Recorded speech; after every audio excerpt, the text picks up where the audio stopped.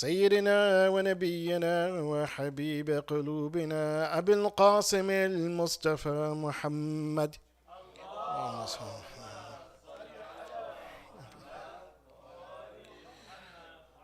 وعلى آله الطيبين الطاهرين المعصومين لا سيما بقية الله في الأرضين أرواحنا له فداء.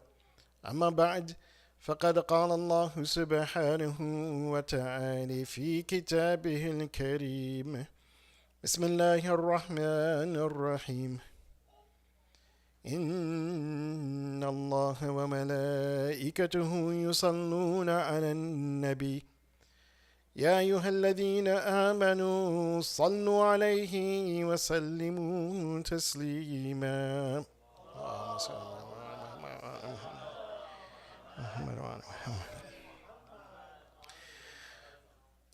السلام عليكم ورحمة الله وبركاته جميع المؤمنين والمؤمنات. First and foremost, I give condolences to the Imam of our time, Sheikh Jafar Muhibullah, for the shahadat of Amir al-Mu'mineen, and then to all of you as well. As we know that for some, tonight is the eve of the 23rd of Ramadan, which this will be their last Laylatul Qadr. And for others, tomorrow will be that last night of the Laylatul Qadr, just depending on whether you started on Monday or on Tuesday. In either case, we should make sure that we benefit from this final night of Qadr, whether we are commemorating it or we are trying to make use of it and gain the blessings in this night, or tomorrow night. Inshallah, this talk that I want to give tonight, as we explore the insights of the 22nd Juz of Qur'an, which we recited today, and the dua for the 22nd day of the blessed month of Ramadan. That what can we gain from this? There are 4 things that we ask for in that dua. But there are 5 things that I want to discuss, because at the very end, it's a very beautiful way that that dua is ended. And it's very important. I'm not going to take too much time on those first 4 things so that we can get to the 5th thing, because the 5th thing is very important. That how we call upon Allah subhanahu wa ta'ala in that dua on the 22nd day of the blessed month of Ramadan. And it's something important for us to understand in this last night, or these last nights of Laylatul Qadr. So one of the things that we ask Allah subhanahu wa ta'ala for, as I said, 4 things we ask for, and the final thing, which I'll talk about, kind of focus on a bit, is how we call upon Allah subhanahu wa ta'ala. So the first thing we ask for is we ask Allah subhanahu wa ta'ala to open abwab fadlik, the doors of His grace. And here I just want to point out this idea and concept of the fadl of Allah subhanahu wa ta'ala. Fadl in Arabic, it means abundance, or it means something that is more. For example, so that we can kind of truly understand what is the fadl and what is the fadl of Allah subhanahu wa ta'ala. Fadl is, let's say that, okay, I was working for someone and I get my check. I know that, oh, you know what? By my calculations, I get paid $10 an hour or whatever. And then, so this is the amount I should get. But this individual gives a bonus. That bonus is what is the fadl. That which is extra. That which is beyond what you expect. And this is something we also recite in the dua iftitah as well. We ask Allah subhanahu wa ta'ala for that which is fawqa raghbatina, that which is more than what we even expect or even we are asking for. So we ask for that same thing in the dua of the 22nd dua. And this is something that beautifully, that truly if we paid attention to what Allah subhanahu wa ta'ala teaches us in the Qur'an, then we would understand that every single thing we have is min fadlillah. It's from the fadl of Allah subhanahu wa ta'ala. Meaning it's more than what we deserve. What did we do to actually deserve that? Oh, Allah has given me life. Allah has given me breath. Allah has given me family, a community. It's given me intellect. What have we done to actually earn that? Nothing. So everything we have, at least if we are truly honest, that everything is from the fadl of Allah subhanahu wa ta'ala. And this is what Allah subhanahu wa ta'ala, He points to in the 22nd Juz of the Qur'an. Ya ayyuhan nas antumul fuqara ila Allah. That, oh humanity, that you're in need of Allah subhanahu wa ta'ala. Because truly we have nothing. We've done nothing to actually deserve anything. We say, oh, hey, you know what? Oh, I prayed, and then because of that, Allah subhanahu wa ta'ala, He has to do this for me. No. This is from the grace of Allah subhanahu wa ta'ala. This is from the fadl of Allah subhanahu wa ta'ala. And this is one of the things that Amir al-Mu'mineen Ali ibn Abi Talib alayhi salatu wasalam, that he understood when he says that I worship Allah subhanahu wa ta'ala not out of fear of hell, not out of sense to gain the paradise, but because Allah subhanahu wa ta'ala, He's worthy of being worshipped. Why? Because He understands that whatever I have is min fadlillah. I've done nothing to really deserve it. And there's no way that our ibadah, our worship, will even match to the blessings and the barakah and the fadl that Allah subhanahu wa ta'ala has given us. One of those barakah, then this is one of the things that we ask for in the 22nd dua. The dua for the 22nd day. We ask Allah subhanahu wa ta'ala to give and send down upon us His barakah. Allah subhanahu wa ta'ala, He tells us in the 22nd Juz that what is one of the best barakah and blessings that Allah subhanahu wa ta'ala has given us? He's given us the Ahlul Bayt. And in two places, Allah subhanahu wa ta'ala, He points to this one in Surah Ahzab, verse 33, so chapter 33, verse 33. And we know the verse. إن الله وملائكته يصلون على النبي يا أيها الذين آمنوا صلوا عليه وسلموا تسليما.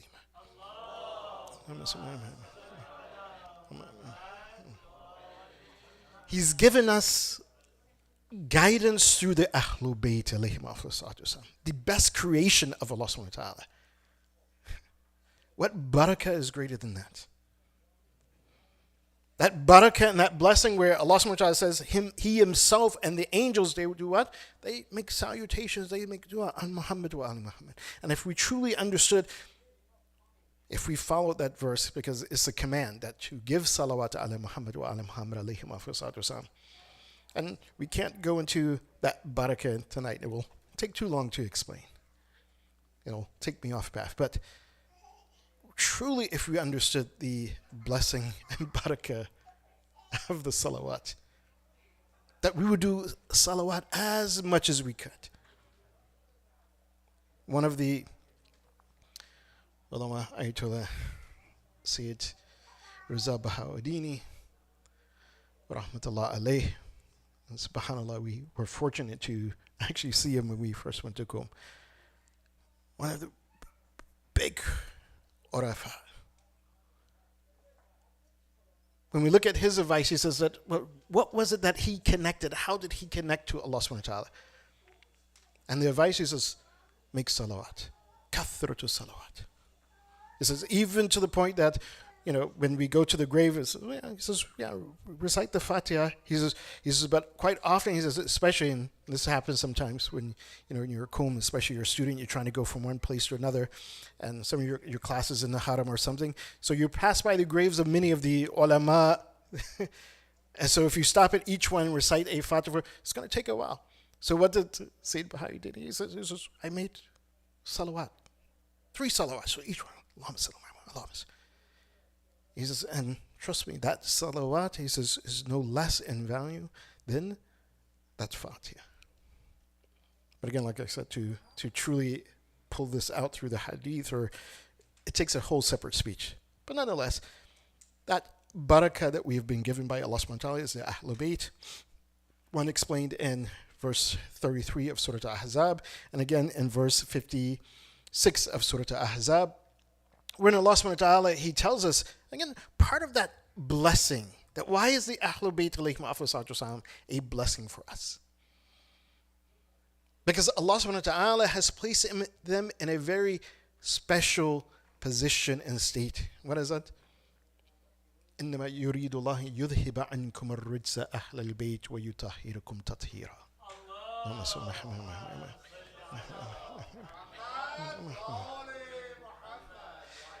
The most purest and perfect of Allah subhanahu wa ta'ala's creation, isn't that Muhammad wa ali Muhammad alayhi salatu wasalam? And truly, if we walked and we lived their lifestyle, and I'll just simply indicate to this that even there are places where the Prophet, he says that, look, if you do this or if this is done, then what will happen? That you will become tahiran mutahharan. That you will also become thoroughly purified. But it takes us walking that walk in that lifestyle of Muhammad wa ali Muhammad alayhim salatu wasalam. So that is the blessings and barakah that Allah subhanahu wa ta'ala has given us, that we ask for in the 22nd dua of the day of Ramadan. The next thing that we ask for is, and this is beautiful, mujibati maradatik. And perhaps you've heard something similar like this in some of the other du'as, where we ask Allah subhanahu wa ta'ala, li mujibati rahmatik. Actually, the du'a after Maghrib, we ask Allah subhanahu wa ta'ala. It's the one that we recite, not in Ramadan, but normally. That mujibati rahmatik. It's kind of interesting, this word, mujibat. What is this mujibat? Mujibat means something that is attracting. So we ask Allah subhanahu wa ta'ala to give us those mujibati maradatik, those things which attract us to your pleasures. And what does this mean? Sometimes we can do a'mal, we can do actions like tonight is the night of a'mal or tomorrow's the night of a'mal. And sometimes we could do these things and quite honest, and some, not everyone, inshallah, that we're not in this state, that sometimes we just feel that, oh, you know what, I have this need and I need to do this. So in order to gain this need, that here's what I'm going to do. Even if I don't really feel like it, and it feels like a burden. But on one hand, we like, oh, you know what? I'm going to undergo this burden in order to gain this need, this hajjah that I have from Allah subhanahu wa ta'ala. But sometimes, our mind is like, swinging this. Of course, it's definitely shaitan. But you ask Allah subhanahu wa ta'ala, limujibati rahmatik, or limujibat, in this dua, maradatik, that, oh Allah, attract me to those things which you're pleased with. In other words, that if you are attracted to those things that Allah subhanahu wa ta'ala is pleased with, those things are not a burden. That you actually look forward to that. And read the dua of Imam Zain al-Abidin alayhi salatu wasalam with regards to the coming of the blessed month of Ramadan. And if we read it and just examine it, that you see that how the Imam, how the awliya of Allah subhanahu wa ta'ala, that they can't wait until Ramadan starts. And when Ramadan is coming to an end, they're sad. Read the dua of Imam Zain al-Abidin alayhi salatu the time that Ramadan is ending. In fact, even if you go to the riwayat and you look at Imam Zain al-Abidin alayhi salatu they say on the day of Eid al-Fitr, people are celebrating, they're happy. Imam Zain al-Abidin was crying. He was weeping. And some people, they actually said, Ya bin Rasulullah, this is Eid. This is Eid. But why are you weeping?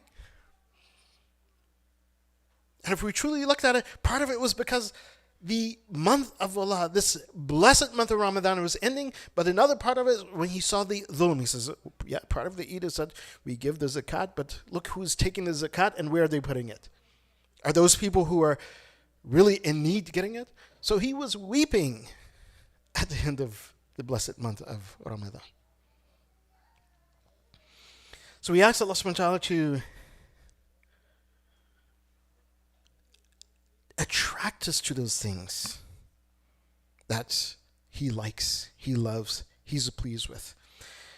Verse 46 of, again, this Surah Fatir, or Surah Saba, it's very beautiful. Allah subhanahu wa ta'ala there he says, and he's narrating from the Prophet, he says, I advise you of one thing.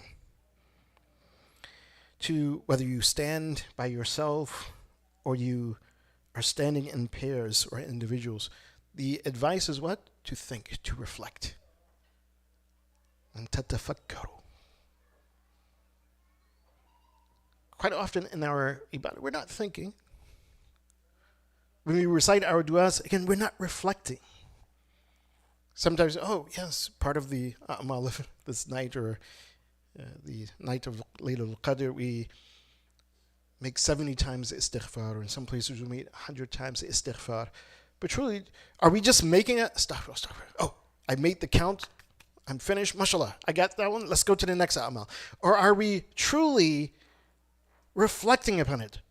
Yes, we know ourselves. We're not ma'asumi. We make mistakes. And truly, when I'm asking Allah subhanahu wa ta'ala for istighfar 70 times, 100 times, that I'm truly thinking about, oh, Ya Allah, yeah, astaghfirullah, I need help with that. Ya Allah, astaghfirullah, I need help with that. Ya Allah, astaghfirullah. Those 70 things, those 100 things, or even if one of them is critical and we're repeating it at the same time, that yes, Ya Allah, 70 times I'm asking istighfar for this one thing, or 100 times for this one thing.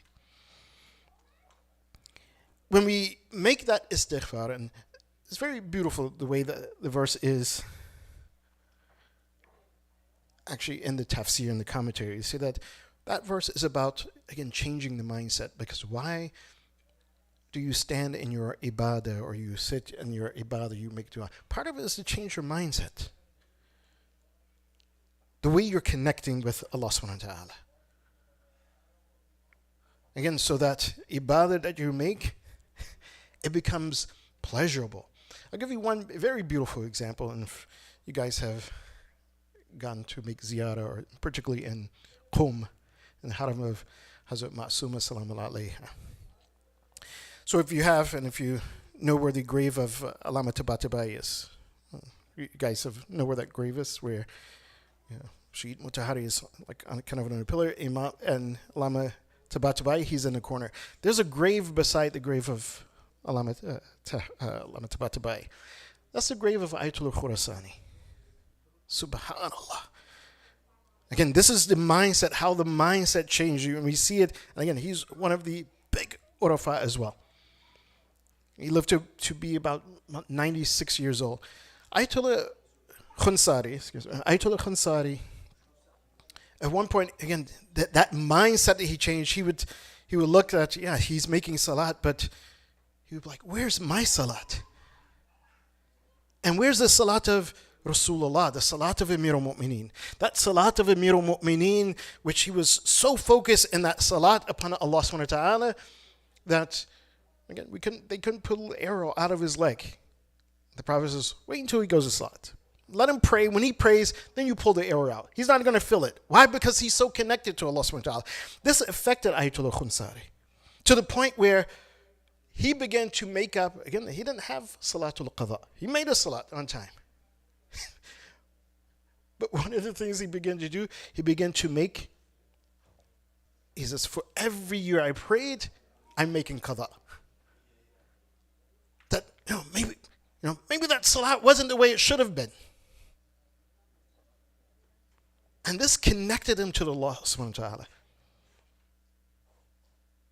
And just so that, he used to study, he said in his library, he had his books stacked beside him. And some people, he was constantly seeing either reading or writing. And one of the ulama asked him, he says, do you ever get tired of reading, writing, this stuff? He said, yeah, I get tired. So it was like, so what do? He didn't go for tea when he got tired. He said, I get up and I make salat. Subhanallah. Namaz mikhan tanke rafi khastagi mikone. We go for coffee, we get namaz mikhan. Even he got tired. Subhanallah. But let me show you the effect of this. That's Ayatollah Khansari. Subhanallah, that he was connected to Allah subhanahu wa ta'ala, that even, again, some of the karamat that he had, because he was attracted to that thing which pleased Allah subhanahu wa ta'ala. It's not prayer, what pleases Allah subhanahu wa ta'ala, connecting to Allah subhanahu wa ta'ala. He said that when he had needed to open heart surgery, And in his fatwa is that, if a marja goes unconscious, meaning that they use this anesthesias, allergies, anesthesiologist, and goes unconscious, they become, bihush. He says at that point, what happened is that if he has any representation that he's given someone, they're representing him, maybe collecting homes. He says at that point, that seal, that approval of representation becomes null and void. And then once that marja becomes back to his senses, he comes back away. Then at that point, he has to rewrite a new ijazah, permission for collecting homes. He had a heart issue, and so he went to the doctor. The doctor said, "Oh, well, after the X-ray, we have to operate, open heart surgery." And because his fatwa was this, he says, "What are you going to put me unconscious? You're going to put me under?" He says, "Yeah, we have to put you under." He said, No. He says, "No, people have ijazah from me. If I go unconscious, if I go under, then they can't collect their homes. They can't do or pay the homes to other people who need it. It will become invalid." Then he asks the doctor, he says, "How long will it take? How long will it take for the surgery?" Doctor said about 2 hours. He says, "Okay." He says, you can send the anesthesiologist out, just the doctors remain, and tell me when we want to start." And so he laid down, and then he says, "Okay, we're going to start." So the doctor is narrating this. He says he began to recite Surah An'am. Bismillahirrahmanirrahim. He says a few minutes into reciting Surah An'am, he looks at Ayatollah Khansari. He says his lips are moving, but it's like he's not even there. And they're like tapping. It's not like he's here. And then they perform the open heart surgery. He says, and as they performing the surgery, he doesn't move at all. He says, and when they finish and they sew it back up, then he comes back to it. And he says, "You finish?" He says, "Yes." But that comes to connecting to Allah subhanahu wa ta'ala. One who has that, as I say, jazibah, who loves and he's attracted to those things which please Allah subhanahu wa ta'ala. The fourth thing that we ask Allah subhanahu wa ta'ala in the 22nd dua of the blessed month of Ramadan is we ask him for the comfort of paradise. So Allah, allow us to gain paradise. And of course, this is something that we ask for, but truly it means that we have to, again, walk the lifestyle of Muhammad wa ali Muhammad. We have to be, inshallah, as Allah subhanahu wa ta'ala, he points out also in the 22nd Juz, like the Mu'min Ali Yasin. Mu'min Ali Yasin is that individual that, as Allah subhanahu wa ta'ala explains, Ja'a min Aqsa al-Madina. He comes, this individual, he was constantly advising people. When folks, they turned away from the prophets, the messengers that Allah subhanahu wa ta'ala sent, he was reminding people that, no, come back. Follow the prophets of Allah subhanahu wa ta'ala. Follow these individuals who will help you, who will guide you. And because he was doing that tabligh, he was killed. He was martyred. But look at the Mu'min Ali Yasin. And Allah subhanahu wa ta'ala, he is narrating this, that even after he was martyred, even after he died, calling people to the way of Allah subhanahu wa ta'ala, he's still concerned about his people.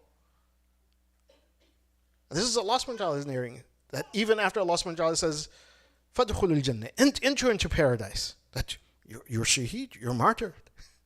But he says, as Allah subhanahu wa ta'ala, he narrates from Habib Najjar, or as that was his name, but Mu'min Ali Yasin, قال يا ليت قومي يعلمون بما غفر لي ربي وجعلني من المكرمين. He says, Ya Allah, that what you've given me, I wish my people, they can see this. They will know that by walking that lifestyle of the Anbiya, he wasn't a prophet. The prophets were calling people to La ilaha illallah, to Allah subhanahu wa ta'ala. They were rejecting. And what did he do? He followed suit. Yeah, these are the Anbiya. These are the men of Allah subhanahu wa ta'ala. They killed him. And he's still concerned. Ya Allah, only if they knew that. And again, he's saying he's not ma'asum. He perhaps made some mistakes here, but he followed the lifestyle of the Anbiya.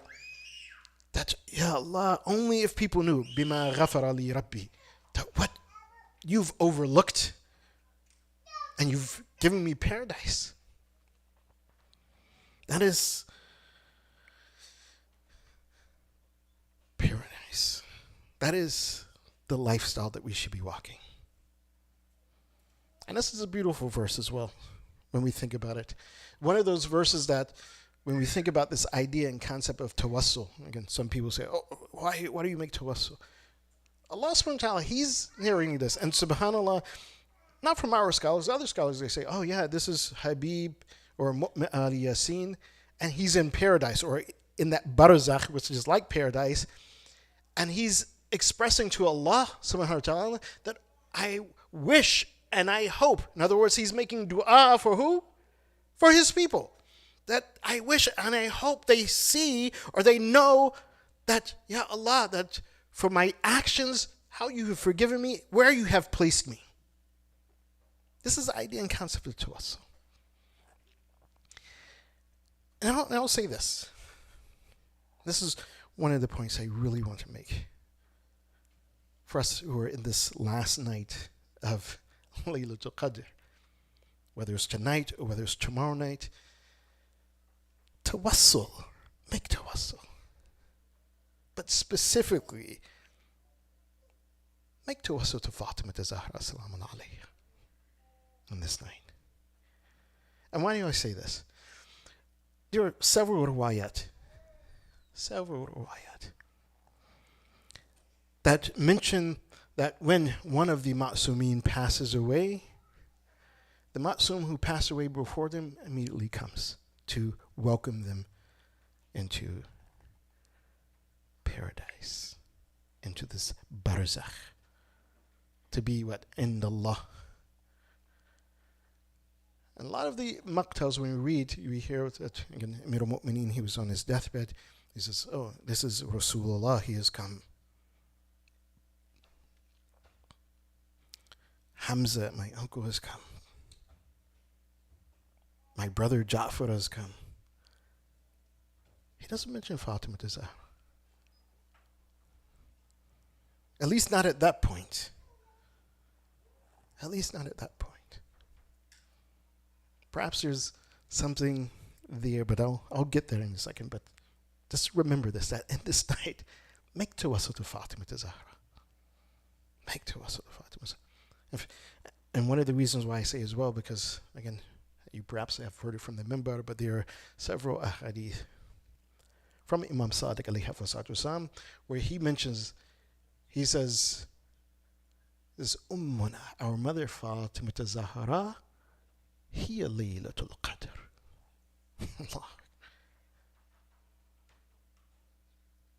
Allah subhanahu wa ta'ala says, وَمَا أَدْرَاكَ مَا لَيْلَةُ الْقَدْرِ.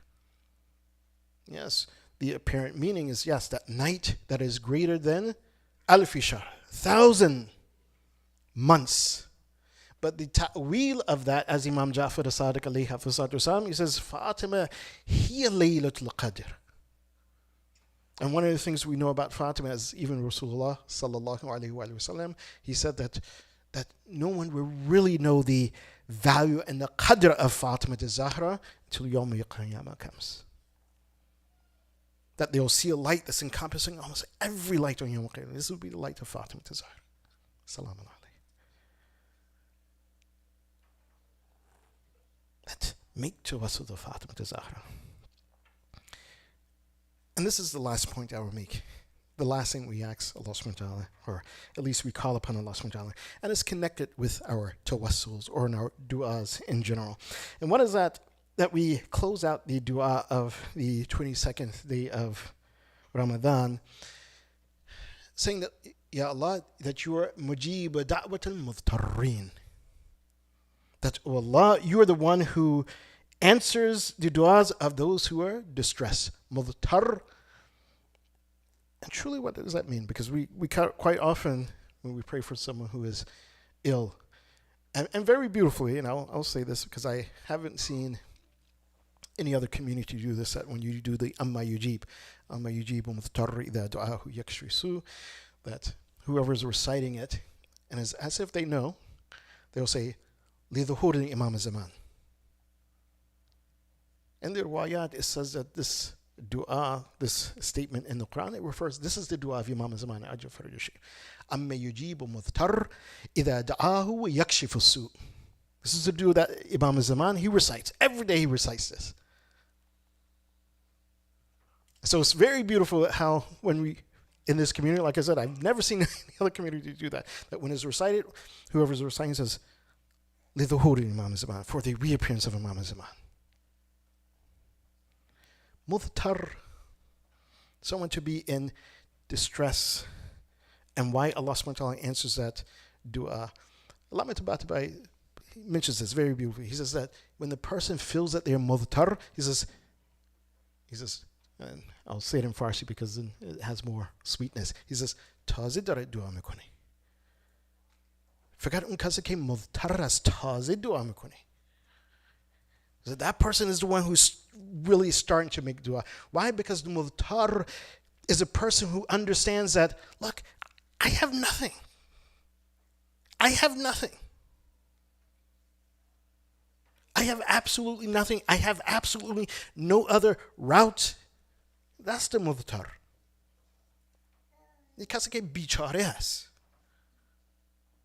I can't go to this person. I have no one to ask except for Allah subhanahu wa ta'ala. This is the mudtar.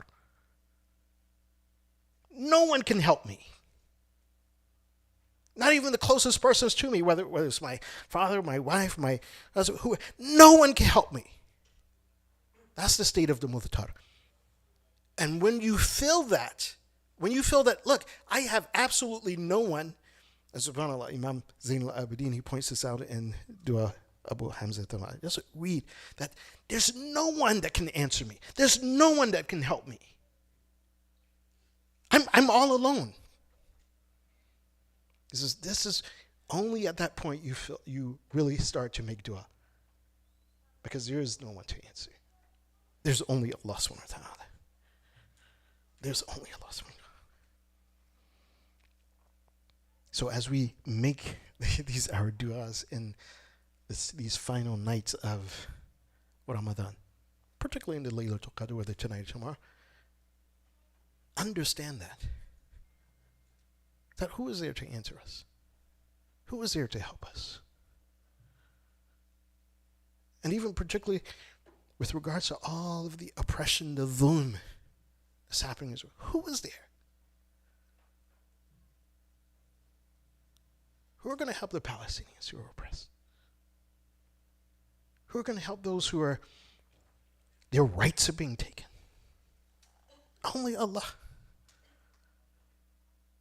Yes, and we make that tawassul, for example, to Fatima Zahra alayha, so that she would also make dua on our behalf to Allah subhanahu wa ta'ala. Ya Allah, that your creation, your servants, they're mudtar. My son, Imam Zaman, is mudtar. And that's part of the reason why he makes it that he wants to come back. But are we ready for him to come back? Allah. We have to feel that we have no recourse but the Imam. Now, in here, just simply with this, as I said, that making that tawassul to Fatima to Zahra, and on that process when Imam Amir al-Mu'mineen, he was on his last moments of life. Fatima to Zahra is the namus of Amir al-Mu'mineen, the wife of Amir al-Mu'mineen. So yes, perhaps he's not going to mention that she is there alongside of Rasulullah or his uncle Hamza or his brother Ja'far. But there are some indications to it. One of those indications, as Imam Hussein, Imam Hassan and Hussein, they would state, Zainab al-Kubra, they will state that this moment reminds us of the moment when Fatima, our mother, that she was passing away. And subhanAllah, there's one individual as well that seemed to understand this, seemed to perceive this among the Shia of Amir al-Mu'mineen. They said that when Amir al-Mu'mineen, when his body was close to the grave, that everyone heard the sound as if perhaps one of the angels or someone was saying it, but this sound came from the grave. It says, "Anziluhu ila turbati tahira," that bring him down, bring Amir al-Mu'mineen down into this pure soul. فَقَدْ اشْتَاقَ الْحَبِيبُ إِلَى الْحَبِيبِ. Bring Amir al-Mu'mineen, bring this body into this pure soul, because the lover has longed for his lover. That which one was loving which one? Was it Amir al-Mu'mineen because he was called Abu Turab? Was he longing to be in this qabr? Or was it that qabr, the grave? Was it that soul longed that Amir al-Mu'mineen would come inside it just to give tabarruk to this piece of land? Al-Habib, قَدْ اشْتَاقَ الْحَبِيبُ إِلَى الْحَبِيبِ. They said that everyone became, they said, dahash an-nas. They were surprised, they were shocked that what is this sound? Why is the grave calling out to bring this body, bring this pure body into the grave? But there was one companion that after the grave was covered with the dirt, he came forward, he grabbed a handful of dirt and he put his hand on his chest. This was Sa'sa'a ibn Sawhan al-Abadi, that he came and he stood on the qabr. It's as if he knew that yes, this is the place where Amir al-Mu'mineen, he would meet with the Kawthar, he would meet with what? Yeah. Why that? He said, once he grabbed this dirt and he placed his hand on his heart, he says, Hani'an laka ya Abul Hassan. Hani'an laka. When do you say hani'an? In Arabic, this means congratulations. If somebody has won a prize, they say, even if someone cuts their hair, in Arabic they say hani'an laka, congratulations ya Abul Hassan. Hani'an laka ya Abul Hassan. Why is he congratulating Amir al-Mu'mineen? Qadamta ala khaliqik, you have now gone to Allah, your creator. وَتَلْقَاكَ اللَّهُ بِبِشَارَتِهِ. Then Allah subhanahu wa ta'ala, He's meeting you with His blessings. وَحَفَّتْكَ مَلَائِكَةُ. And the angels of Allah subhanahu wa ta'ala, now they are around you and surrounding you, Ya Amir al-Mu'mineen. وَاسْتَقْرَرْتَ فِي جَوَارِ الْمُصْطَفَى. And now you're in the presence of Mustafa. You're in the presence of your beloved Rasulullah.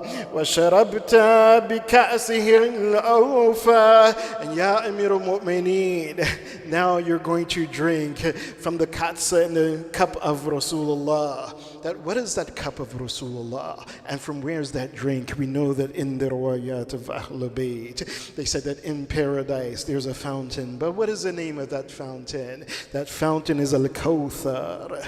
That fountain is named after Fatima Zahra. Now Amir al-Mu'mineen, he is with Rasulullah at that fountain of Kawthar. And who else could be waiting for Amir al-Mu'mineen at that fountain of Kawthar? They said that Sa'sa'a, he said to Amir al-Mu'mineen, he recited this poem. He said, كَفَى حُزْنًا بِدَفْنِكَ غَيْرَ أَنِّي نَفَضْتُ تَرَابَ قَبْرِكَ مِنْ يَدِيَّ. It says that it is so sad that on this day it's sufficient that we are burying you, Ya Amir al-Mu'mineen, that we mourn this burial of yours. But I've now taken a part of this grave, this dirt from your grave. ألا لعنة الله على قوم الظالمين وسيعلم الذين ظلموا أي منقلب ينقلبون. اللهم لعن قتلته.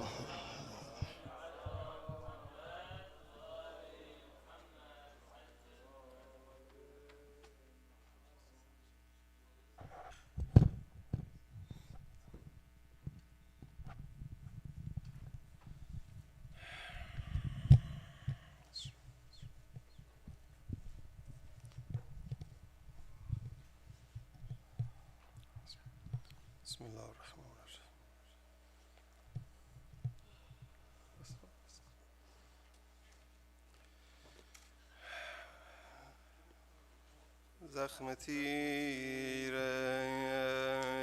معصیت روی پر و بال من است. زخم تیر معصیت روی پر و بال من است.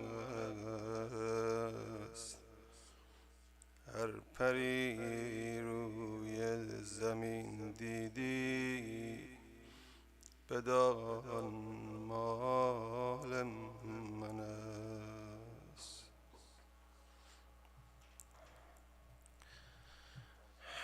دست من از دامنت وقتی رها شد گم شدم. این همه سردرگمی آثار اهمال من است.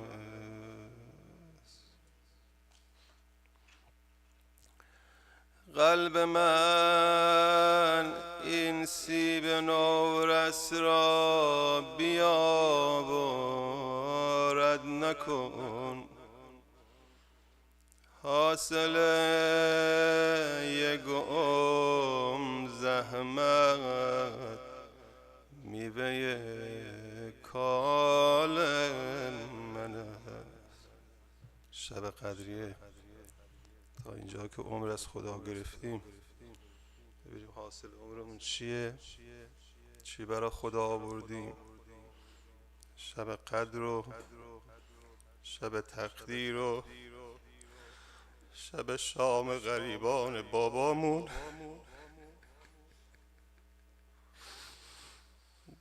دست خالی اومدم آقا، با باری از گناه اومدم آقا.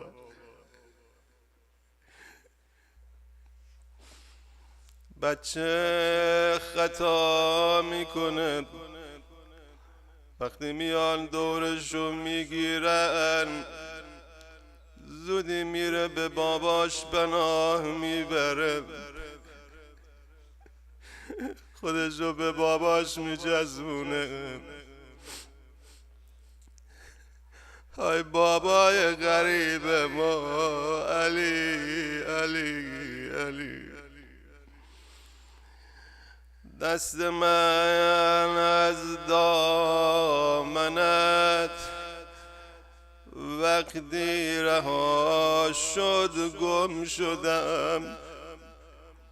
این همه سردرگمی آثار اهمال من است.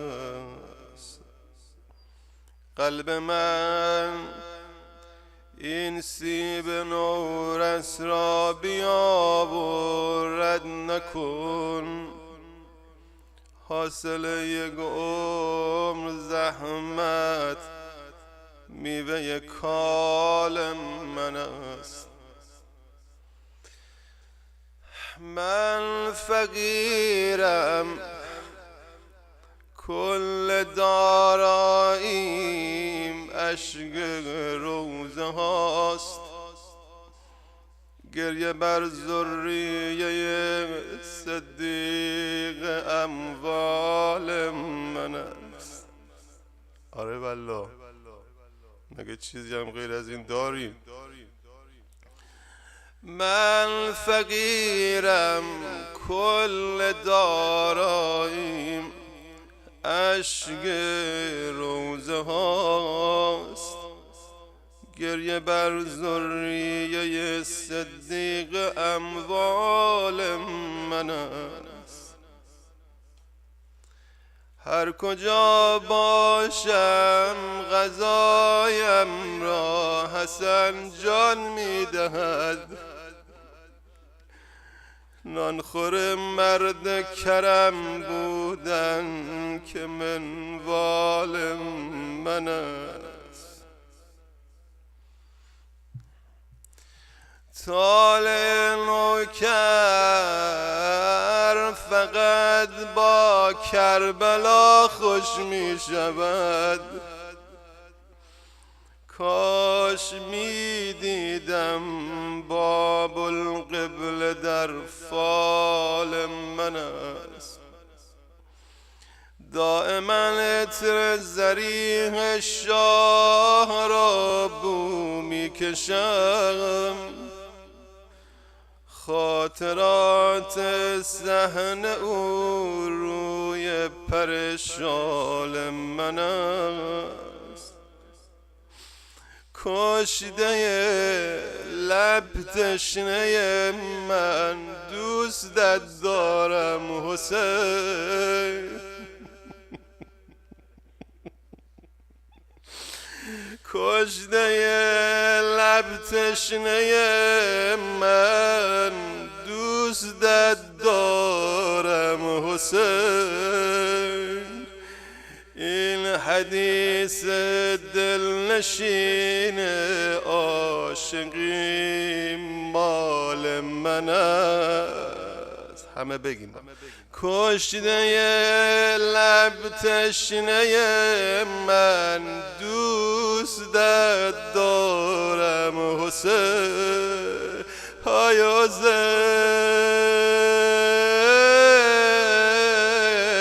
جان، حسین جان.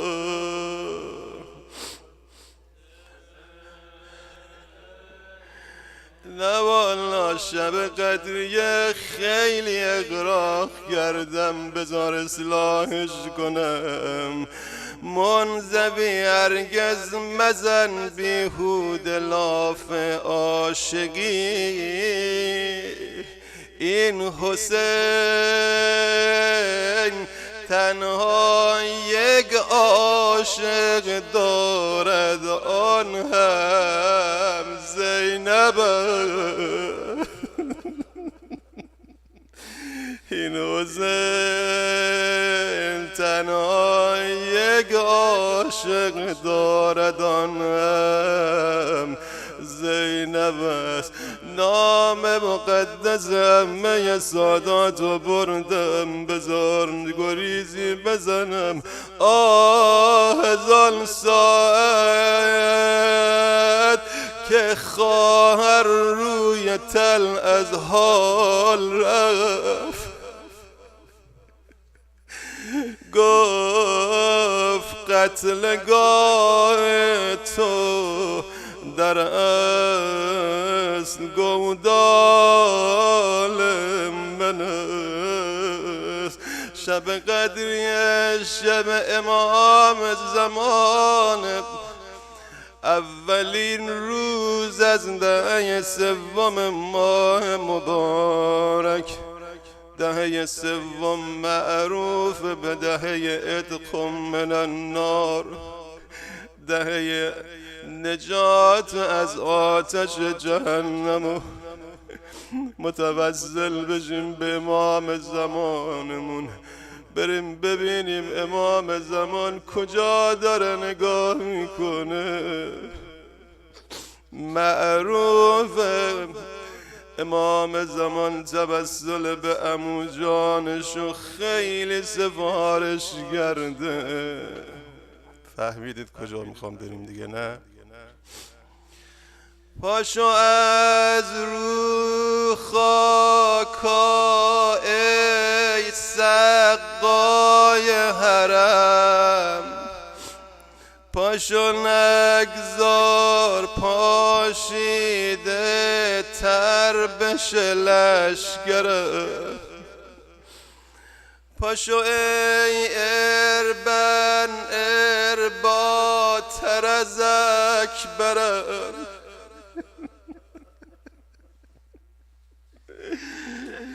نگاه کرد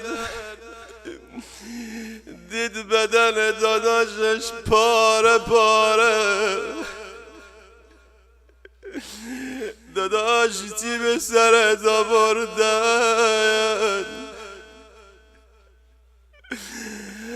یک ابا داشتم خرج علی اکبر شد داداش بدون ابا اومدم والله جسم تو از زمین جمع میکردم اما آقا جان گیرم که ابا داشتی ابا را پهن کردی وقت داشتی میتونستی با حوصله بدن داداشو از زمین جمع کنی یه سال آی آی آی آی میتونستی هر تیکه از بدن رو ابا بذاری اما آقا بدن علی اکبر رو میخواستی جمع کنی داداش عباس اومد کمکت من بمیرم برات حالا میخوای بدن عباس رو برداری کی میخواد بهت کمک کنه آقا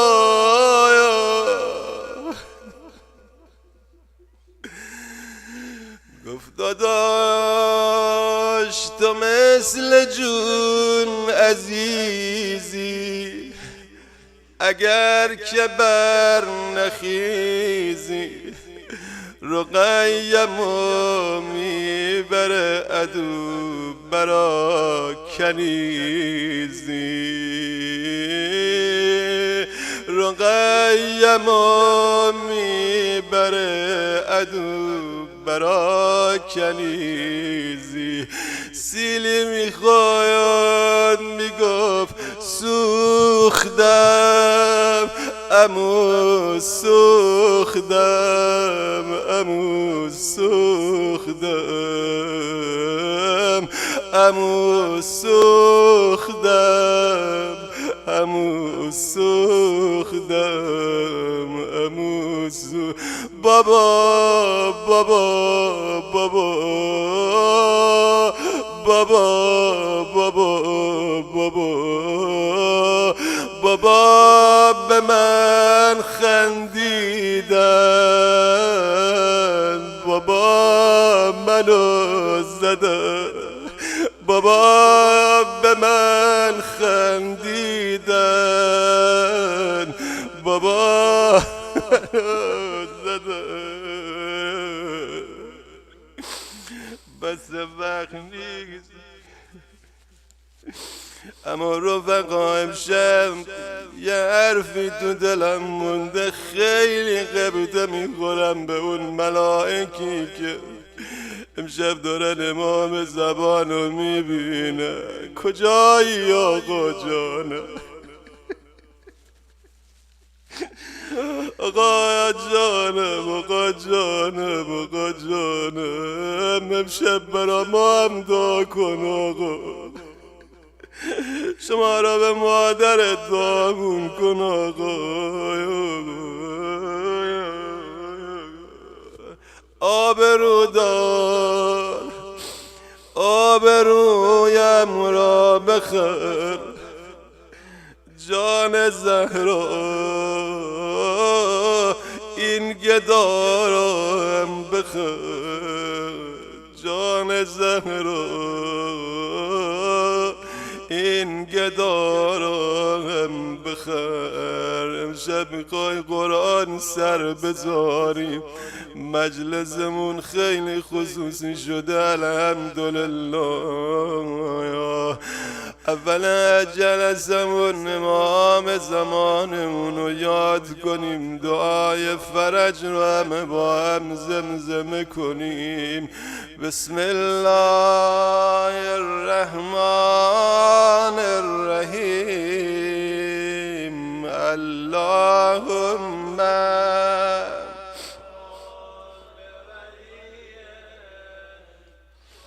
حجت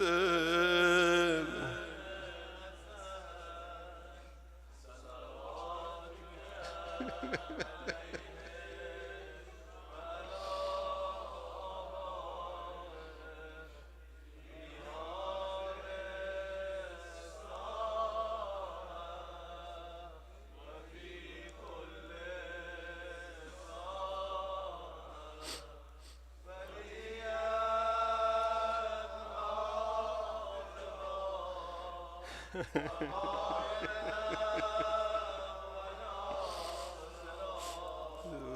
دلیلا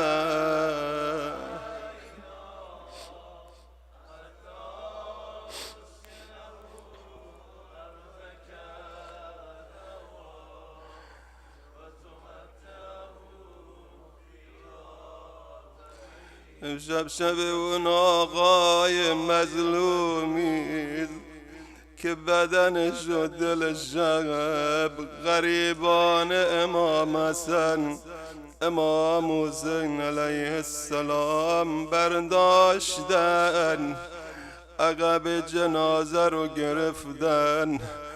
جلو جنازه بلند شد توسط جبرائیل میکائیل، اومدن تا جایی که جلو جنازه پایین آمد رو زمین گذاشتن، خاکا رو کنار زدن، دیدن یه قبری آماده شده، نوح پیغمبر برا وصی پیغمبر آخر از زمان آماده کرده. امام حسن وارد قبر شد، بدن بابا رو داخل قبر خوابانید، بند کفن رو باز کرد، طرف راست صورت بابا رو خاکای قبر گذاشت،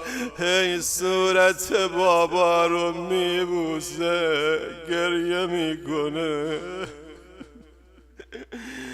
امام حسن میفرماید از قبر آمدم بیرون، پرده روی قبر کشیده شد، لحظاتی بعد گوشه پرده رو کنار زدم، دیدم جدم رسول خدا انبیاء گذشته آمدن، علی داره باشون حرف میزن.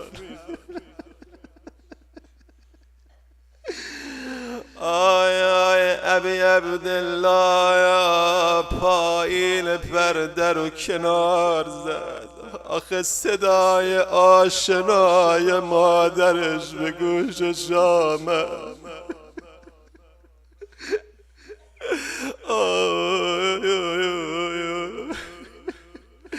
همه دارن برای علی نوحه میکنن.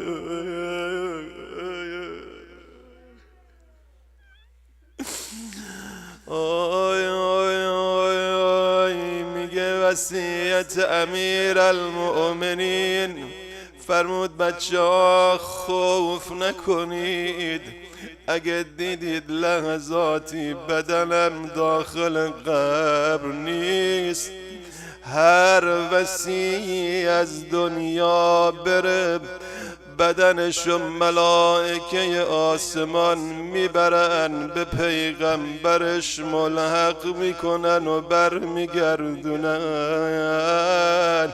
اینجا هم همین جور شد، اما کربلا یا کربلا برعکس شد. های های های پیغمبر آمد، امیر المؤمنین آمد.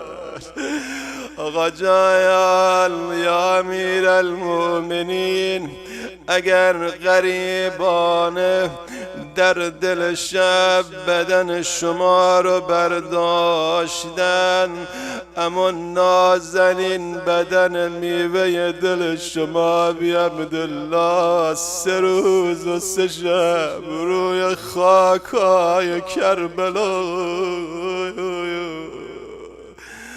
خدایا به امشب بچه های علی همه ما رو ببخش و بیامرز، به اشک چشم حسن علیه السلام به عشق چشم زینب المخصوصا ام کلثوم خیلی گریه میکرد. دختر کوچیکش خیلی ناله میزد خدایا فرج امام زمان ما برسان، ما رو به امام زمانمون برسان.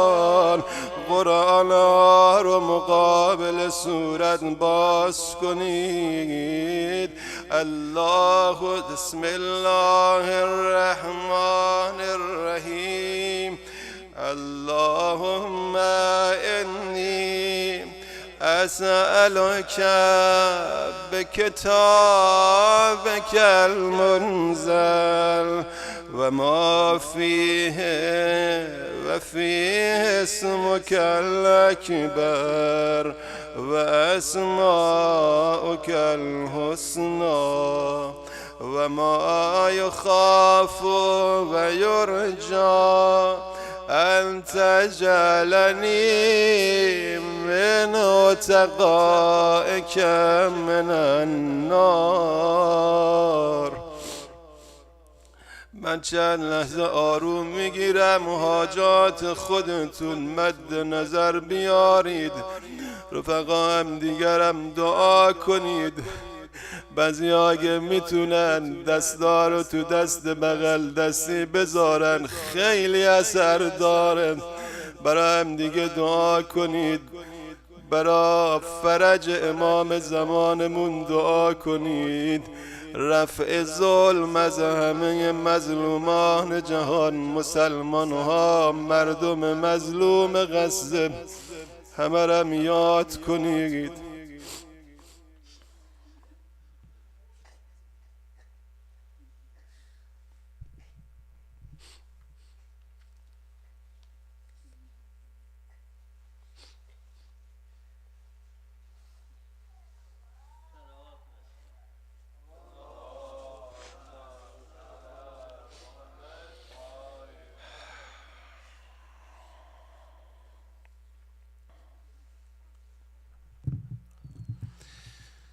اللهم بحق هذا القرآن وبحق من أرسلته به وبحق كل مؤمن مدحته فيه وبحقك عليهم فلا أحد أعرف بحقك منك. 10 مرتبه بك يا الله، بك يا الله، بك يا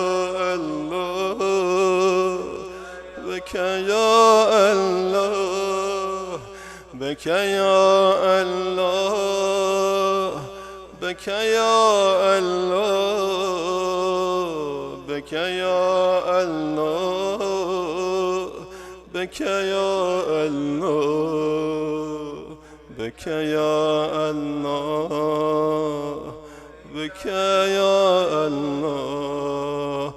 10 مرتبه بمحمد بمحمد بمحمد بمحمد بمحمد بمحمد بمحمد بمحمد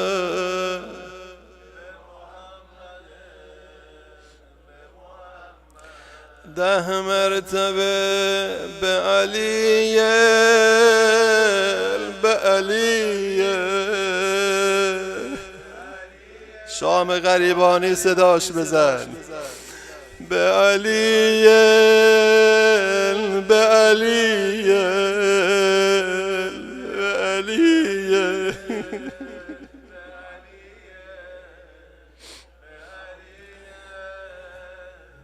علیه 10 مرتبه به فاطمه به فاطمه به فاطمه به فاطمه به فاطمه به فاطمه به فاطمه به فاطمه به فاطمه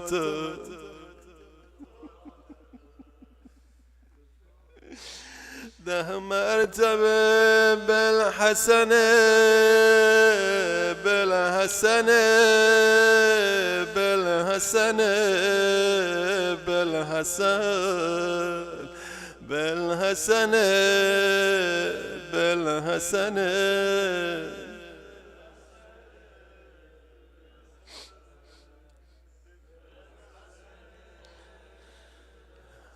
10 مرتبه به ارباب بیکفنمون بالحسین بالحسین بالحسین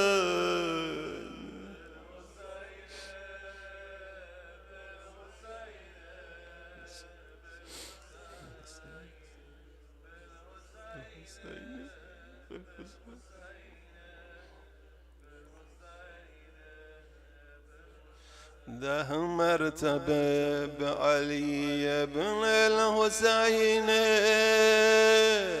بعلي بن الحسين بعلي بن الحسين بعلي بن الحسين بعلي بن الحسين بعلي بن الحسين بعلي بن الحسين بعلي بن الحسين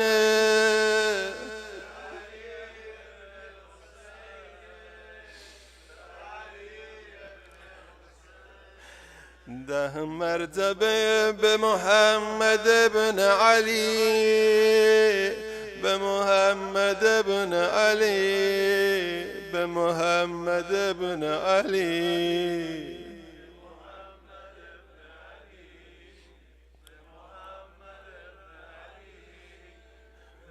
بمحمد بن علي بمحمد بن علي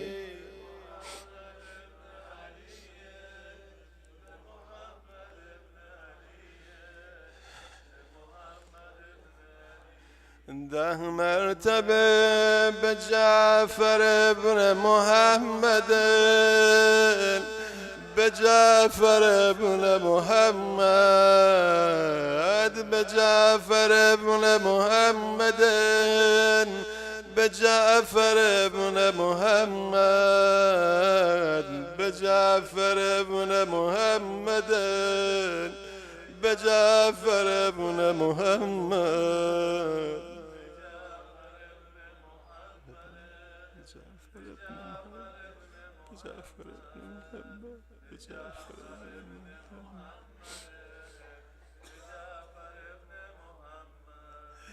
شب قضاء حوائج بریم در خانه باب الحوائج موسی بن جعفر علیه السلام 10 مرتبه به موسی بن جعفر به موسی بن جعفر به موسی بن جعفر به موسی بن جعفر به موسی بن جعفر به موسی بن جعفر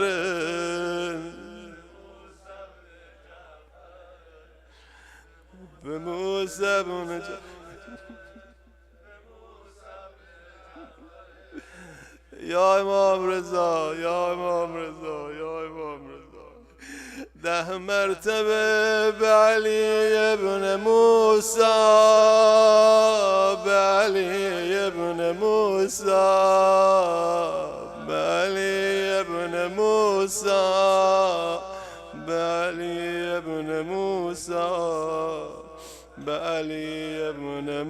موسى بعلي ابن موسى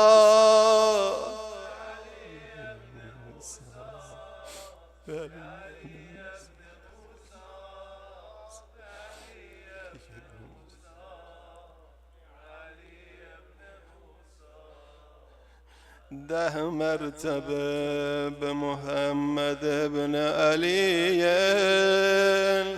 بمحمد ابن علي بمحمد ابن علي بمحمد ابن علي بمحمد ابن علي بمحمد ابن علي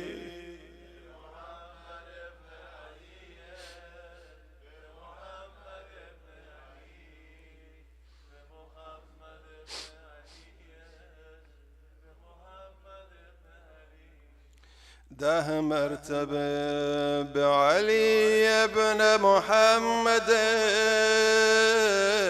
بعلي ابن محمد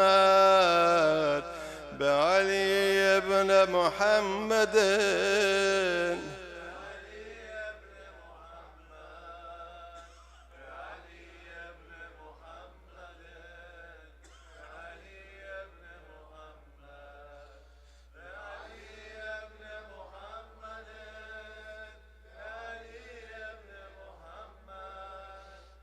علي ابن محمد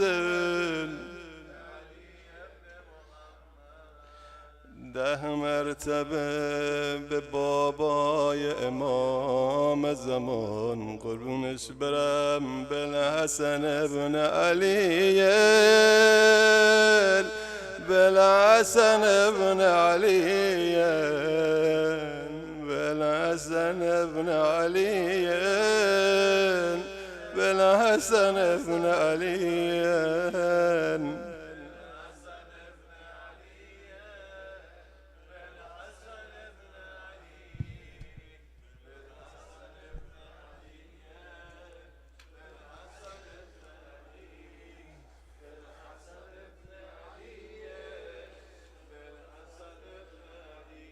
ده مرتبه بالحجة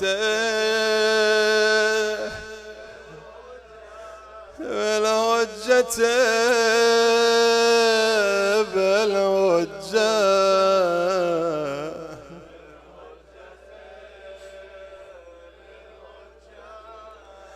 بالحجة بالحجة بالحجة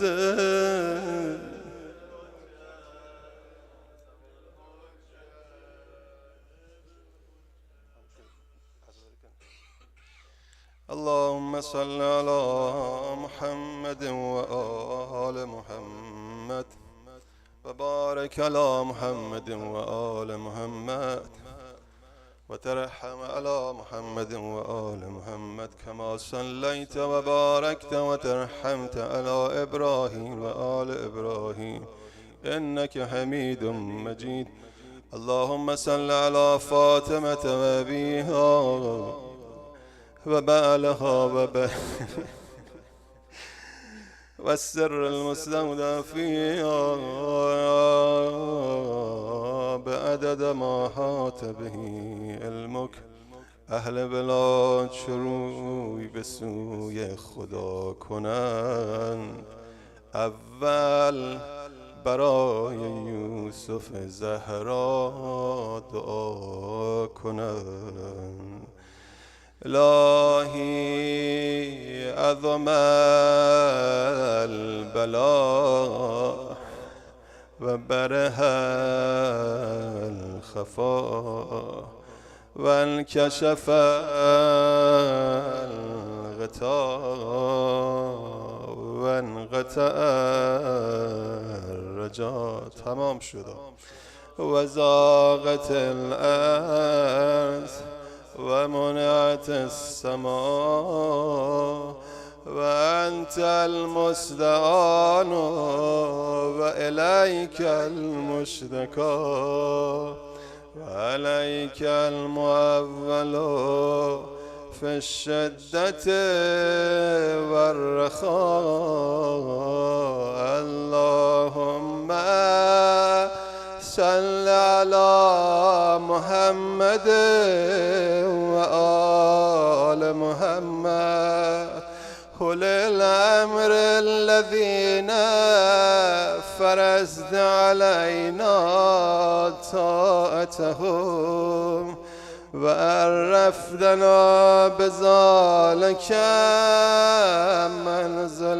منزلتهم ففرج عنا بحقهم فرجا عاجلا قريبا كلمه البصر أو هو أقرب هم با هم يا محمد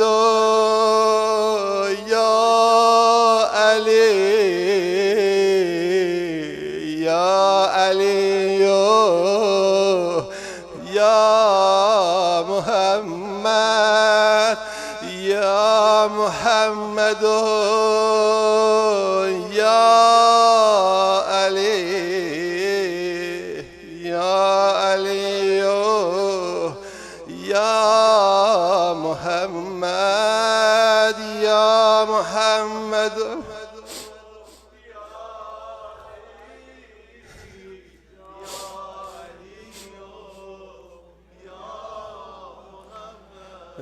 اكفياني فإنكما كافيان وانصراني فإنكما ناصران يا مولانا يا صاحب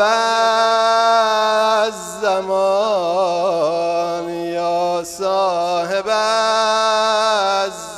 الزمان يا صداش بزن آقا يا صاحب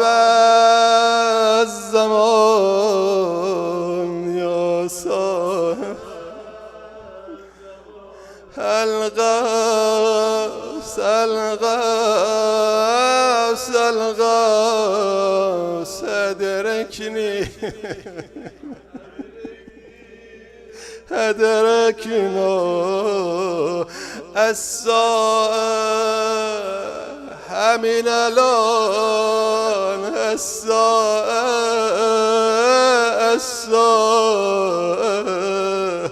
الأجل الأجل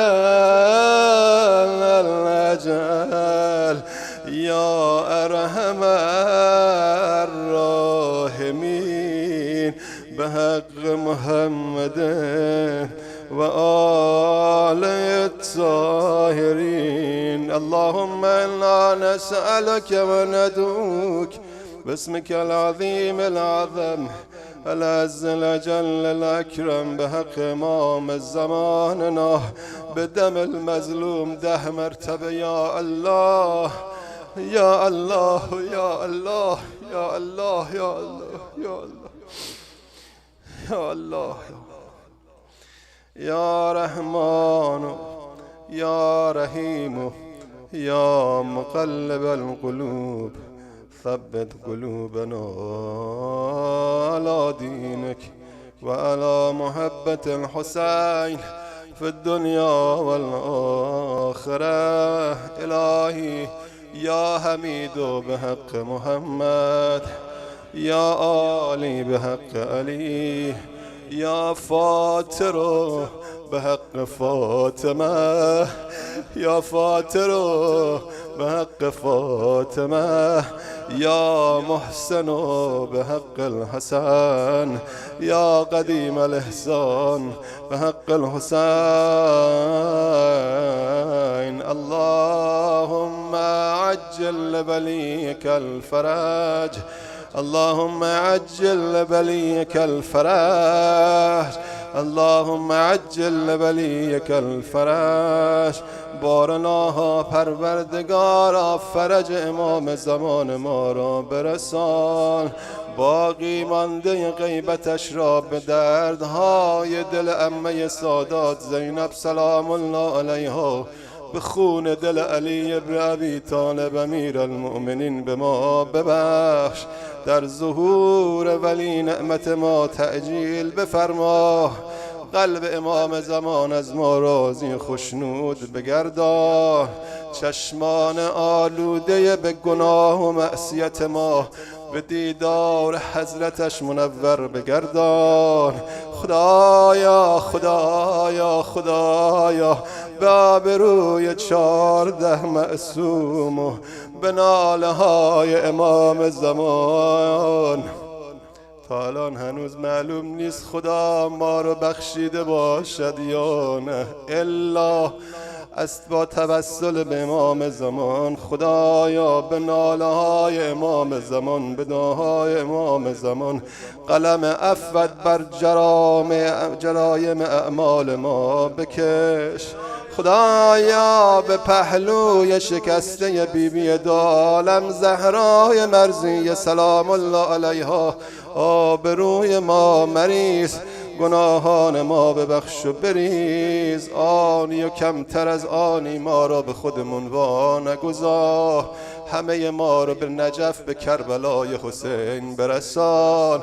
دعاهای امام زمان در حق همه ما به اجابت برسان. رحم الله من قرأ الفاتحة مع الصلوات.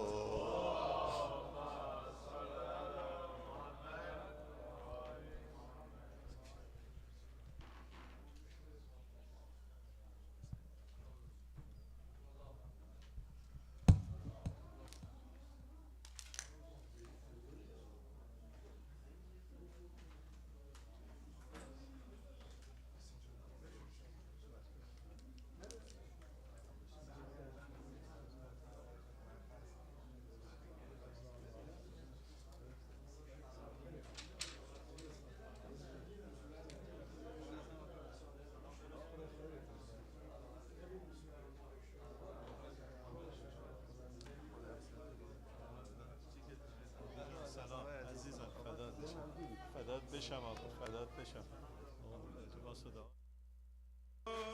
که خلقت ما سبا همه شد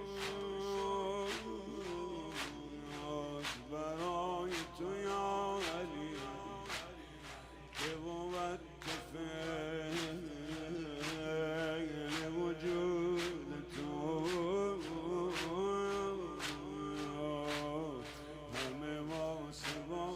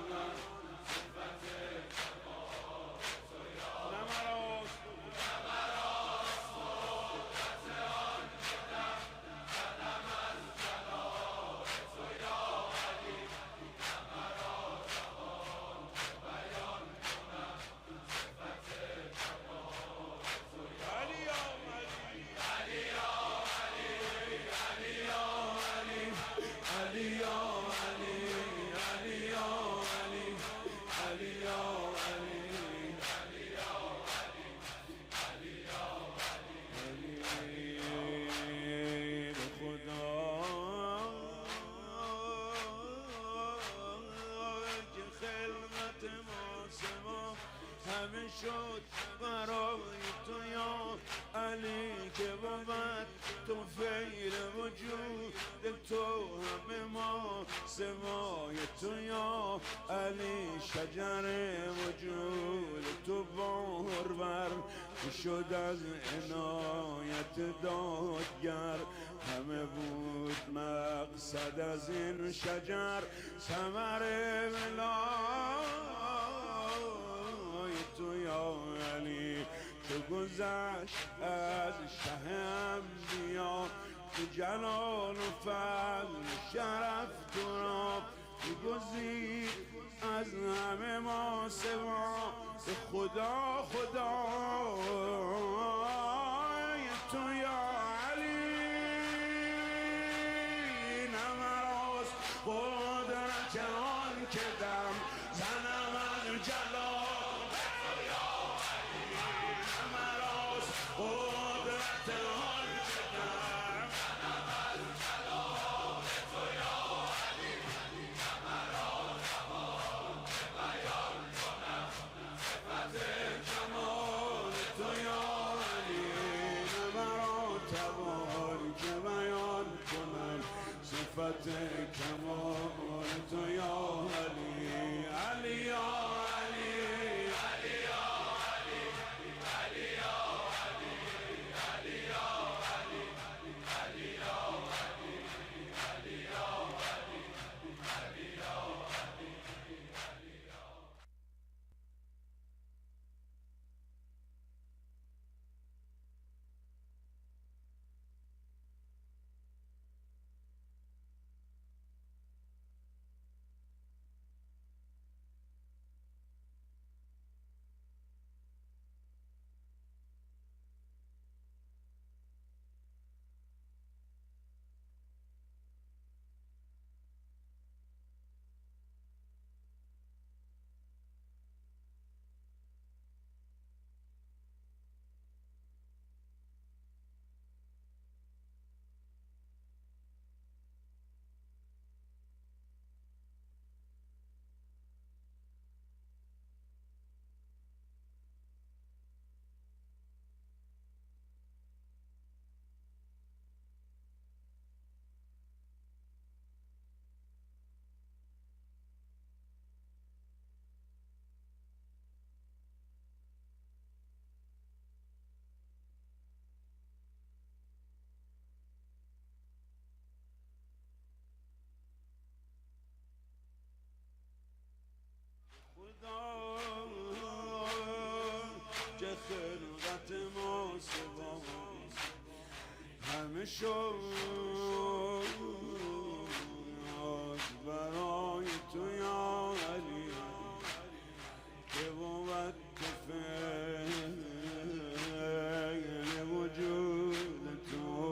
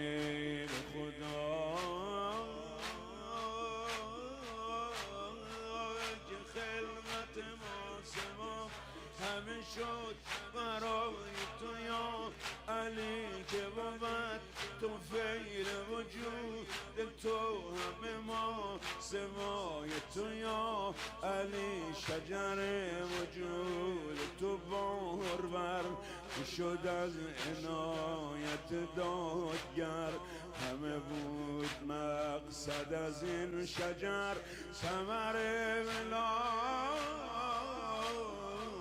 تو یا علی که گذشت از شه انبیا که جلال و فضل شرف تو را گزید از همه ما سوا به خدا خدای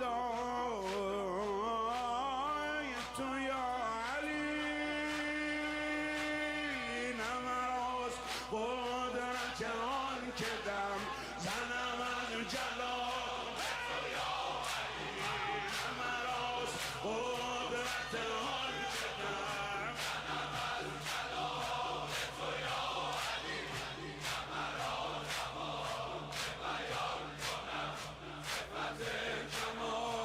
تو یا علی مرا توان که بیان کنم صفت کمال تو یا علی علی یا علی علی یا علی علی یا علی علی یا علی علی یا علی علی یا علی علی یا علی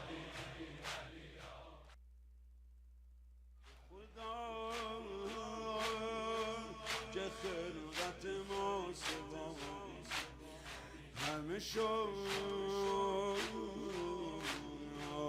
برای تو یا علی که بود که فعل وجود تو همه ما سوای تو یا علی مرا از قدرت آن که زدم از جلال تو یا علی مرا توان که بیان کنم صفت کمال تو یا مرا از قدرت آن که زدم از جلال تو یا علی مرا توان که بیان کنم صفت کمال تو یا علی یا علی علی یا علی علی یا علی علی یا علی علی یا علی علی یا علی علی یا علی به خدا که خلقت ما سما همه شد برای تو یا علی که بود تو فعل وجود تو همه ما سمای تو یا علی شجر وجود تو بارور که شد از عنایت دادگر همه بود مقصد از این شجر ثمر ولای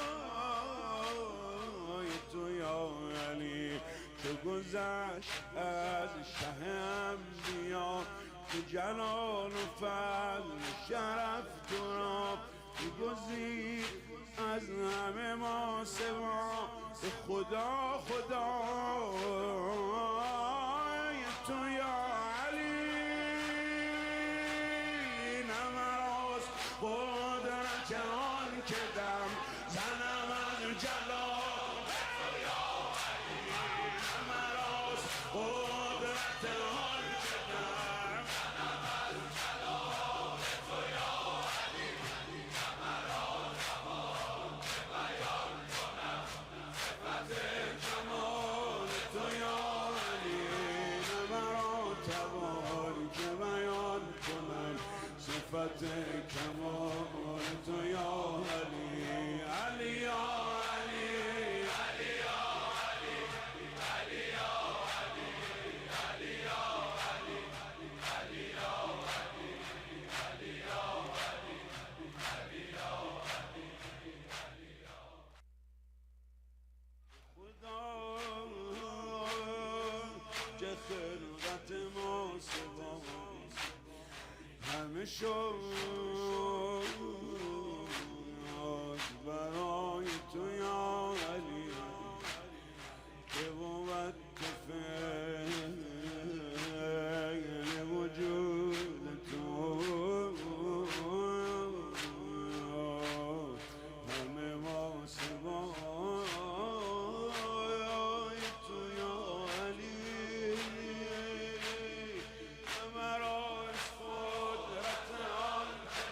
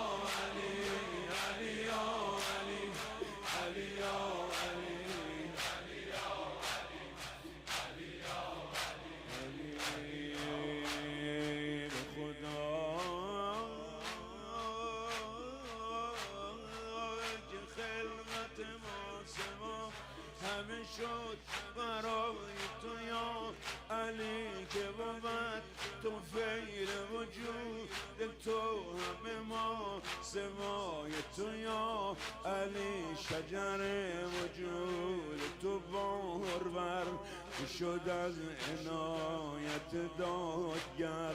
همه بود مقصد از این شجر، ثمر ولای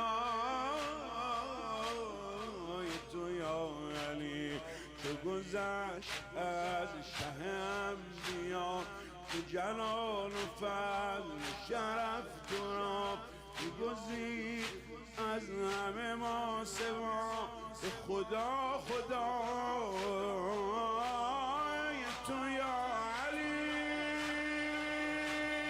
نمراز قدرت آن که دم زنم از جلال تو یا علی. نمراز قدرت آن که دم زنم از جلال تو یا علی. نمراز زمان که بیان کنم صفت جمال تو یا علی. نمراز توان که بیان کنم صفت کمال تو یا علی. علی یا علی، علی یا علی، علی یا علی، علی یا علی، علی یا علی، علی یا علی، علی یا علی، علی یا خدا.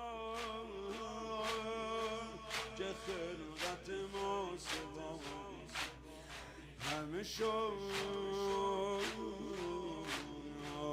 برای تو یا علی، که بود که فعل وجود تو همه ما سوای تو یا علی. نمراز قدرت آن که زنم از جلال تو یا علی. نمراز توان که بیان کنم صفت کمال تو یا علی. نمراز قدرت آن که زنم از جلال تو یا علی. نمراز توان که بیان کنم صفت کمال تو یا علی. علی یا علی، علی یا علی، علی یا علی، علی یا علی، علی یا علی، علی یا علی، علی یا علی، علی به خدا که خلقت ما سوا همه شد برای تو یا علی. که بود تو فعل وجود تو همه ما سوای تو یا علی. شجر وجود تو بارور شد از عنایت دادگر. همه بود مقصد از این شجر، ثمر ولای تو یا علی. چو گذشت از شه انبیا، تو جلال و فضل شرف تو را گزید از همه ما سوا. خدا خدای تو یا علی، نمراز قدرت آن که دم زنم از جلال تو یا علی. نمراز قدرت آن که دم زنم از جلال تو یا علی. نمراز زمان که بیان کنم صفت جمال تو یا علی.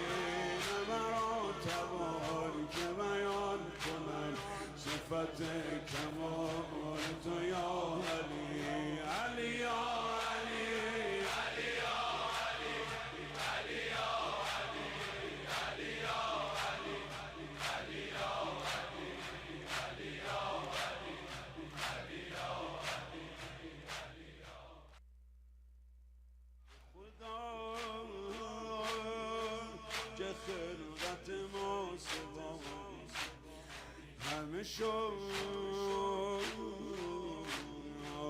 برای تو یا علی که بود فعل وجود تو همه ما سوا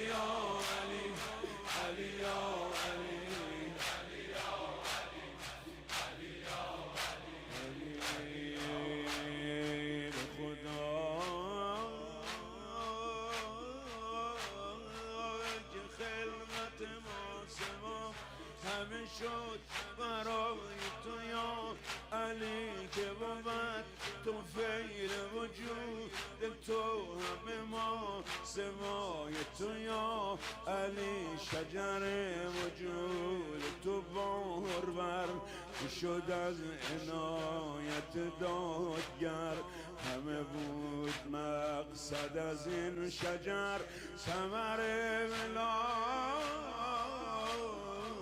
تو یا علی که گذشت از شه انبیا تو جلال و فضل شرف تو را که گزید از همه ما سوا به خدا تو یا علی نمراز قدرت آن که دم زنم از جلال قدرت آن که دم زنم از جلال تو یا علی نمراز زمان که بیان کنم صفت کمال تو یا علی نمراز توان که بیان کنم صفت کمال تو یا علی علی یا علی علی یا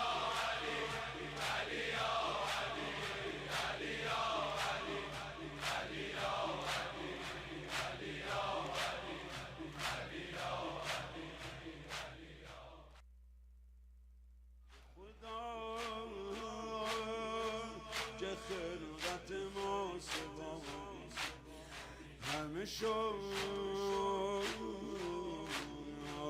برای تو یا علی که بود فعل وجود تو همه ما سوا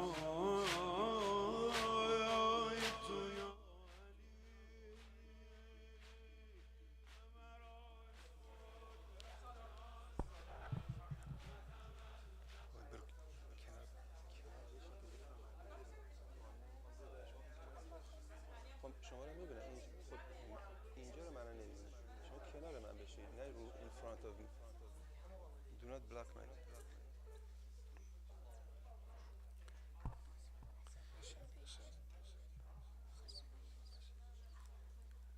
اللهم صل على محمد وآل محمد وعجل فرجهم إلهي ارحمني إذا انقطعت حجتي وكل عن جوابك لساني وطاش عند سؤالك إياي لبي فيا عظيم رجائي لا تخيبني إذا اشتدت فاقتي ولا تردني لجهلي ولا تمنعني لقلة صبري، أعتني لفقري وارحمني لضعفي. سيدي عليك ورجائي وتوكلي، معتمدي ومعولي، وبرحمتك تعلقي، وبفنائك أهدت رحلي، وبجودك أقصد طلبتي، وبكرمك أي رب أستفضح دعائي، ولديك أرجو فاقتي، وبغناك أجبر عيلتي، وتحت ظل عفوك قيامي، وإلى جودك وكرمك أرفع بصري، وإلى معروفك أديم نظري. فلا تحرقني بالنار وأنت موزع أملي، ولا تسكن الهاوية فإنك قرة عيني. يا سيدي لا تكذب ظني بإحسانك ومعروفك، فإنك ثقتي، ولا تحرمني ثوابك، فإنك العارف بفقري.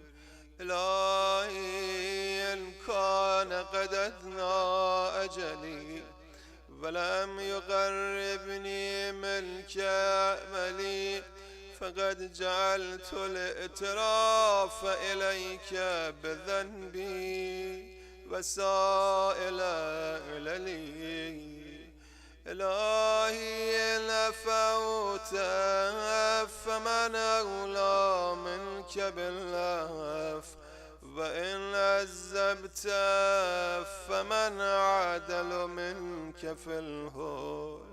ارحم في هذه الدنيا غربتي، وعند الموت كربتي، وفي القبر وحدتي، وفي اللحد وحشتي. وإذا نشرت للحساب بين يديك ذل موقفي، واغفر لي ما خفي على الآدمين من عملي، وأدم لي ما به سترتني. وارحمني سريعا على الفراش تغلبني أيدي أحبتي، وتفضل علي ممدودا على المغتسل يقلبني. صالح جيرتي وتهنن علي محمولا، قد تناول الأقرباء أطراف جنازتي، وجد علي منقولا، قد نزلت بك وحيدا في ومفرتي. وارحم في ذلك البيت الجديد غربتي، حتى لا أستأنس بغيرك. يا سيدي إن وكلتني إلى نفسي حلقت،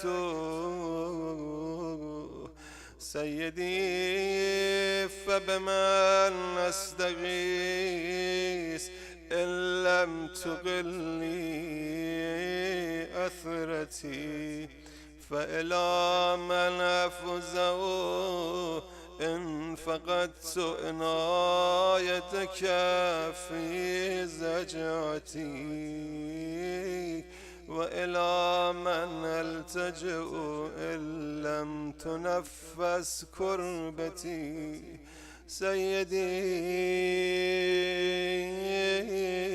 من لي ومن يرحمني إن لم ترحمني وفضل من أؤمل إن عدمت فضلك يوم فاقتي وإلى من الفرار من الذنوب إذا انقضى أجلي سيدي لا تعذبني وأنا أرجوك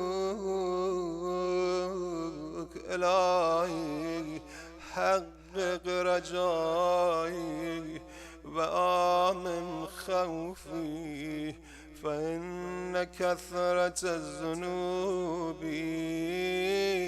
لا أرجو فيها إلا عفوك سيدي أنا أسألك ما لا أستحق وأنت أهل التقوى وأهل المغفرة فاغفر لي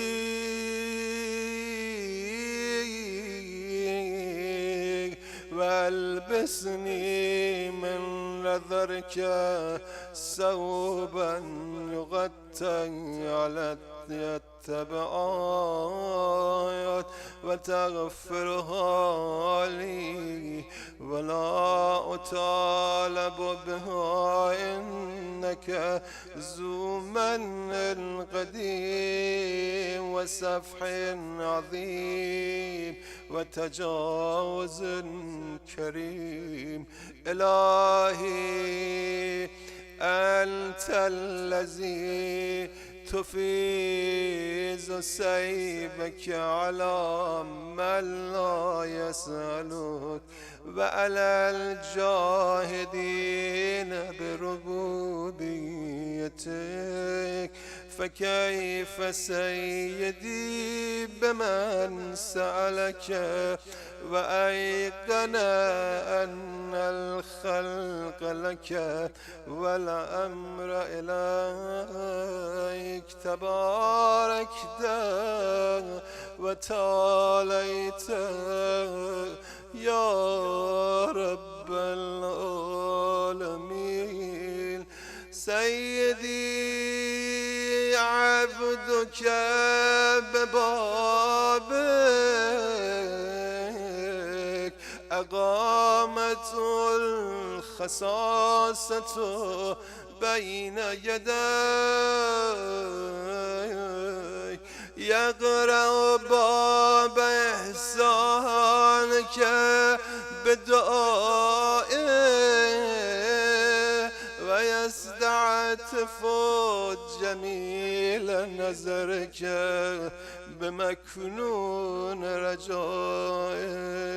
فلا تؤرز بوجهك الكريم عني واقبل مني ما أقول فقد دعوت بهذا الدعاء وأنا أرجو ألا تردني معرفة مني برأفتك ورحمتك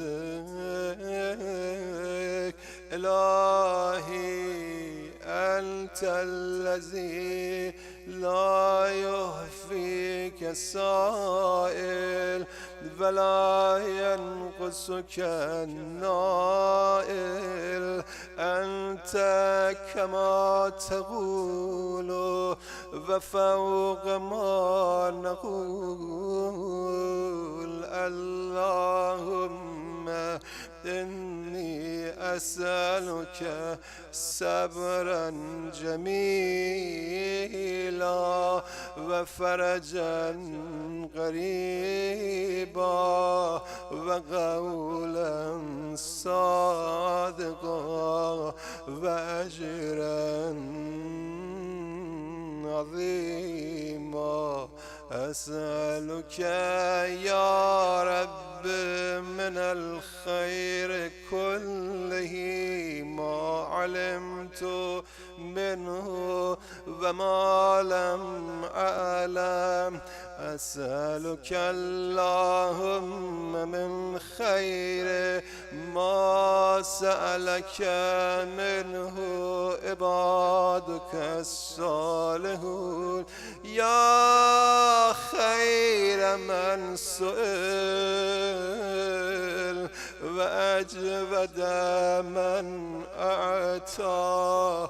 أتني سؤلي في نفسي وأهلي ووالدي وولدي وأهل هزانتي وإخواني فيك وأرغد عيشي وأظهر مروتي وأصلح جميع أهوالي واجعلني ممن عتلت أمره وحسنت عمله وأتممت عليه نعمتك ورزيت عنه وأحييته حياة طيبة في أدوب السرور وأسبغ الكرامة وأتم العيش. إنك تفعل ما تشاء ولا تفعل ما يشاء غيرك. اللهم خصني منك بخاصة ذكرك ولا تجعل شيئا مما أتقرب به آناء الليل وأطراف النهار رياء ولا سمعة ولا أشرا ولا بترا واجعلني لك من الخاشعين. اللهم أعطني السعة في الرزق والأمن في الوطن وقرة العين في الأهل والمال والولد والمقام في نعمك عندي والصحة في الجسم والقوة في البدن والسلامة في الداء واستعملني بطاعتك وطاعة رسولك محمد صلى الله عليه وآله أبدا ما استأمرتني واجعلني من أوفر عبادك عندك نصيبا في كل خير أنزلته وتنزله في شهر رمضان في ليلة القدر.